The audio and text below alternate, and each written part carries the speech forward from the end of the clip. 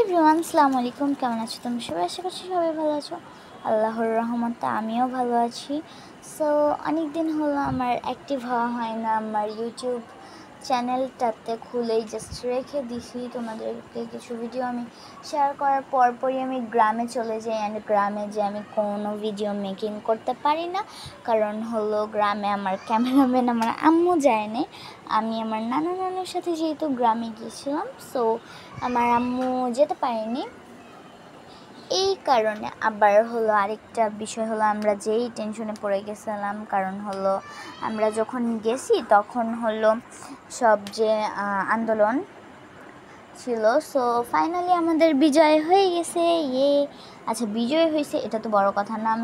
আমরা ওই ঝামেলার ভিতর দিয়ে বাসায় আসার পর বিজয়টা হয়েছে ফাইনালি, মানে বাসায় আসারও 1 মাসের মধ্যে এটা হয়েছে বিজয়টা। সো বিজয়টা আলহামদুলিল্লাহ ভালোভাবেই হয়েছে, বাট বিজয়টা হওয়ার মতন হয় নাই। আমাদের বাসার পরিস্থিতি খুবই খারাপ ছিল।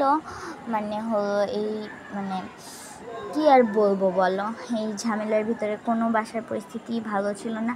আর প্রতিদিন রাত্রেই তো এক বাসায় মসজিদে অ্যানাউন্স করে দেওয়া হচ্ছিলো সবাইকে অ্যালার্ট থাকার জন্য। অনেক ডাকাত বেড়ে গেছিলো। সেই অবস্থায় কি আর কারোর ভালো থাকে বলো তো? আর এর মধ্যে আবার আমার মন খারাপ ছিল, আমি তোমাদের সাথে অ্যাক্টিভ হইতে পারতেছি না।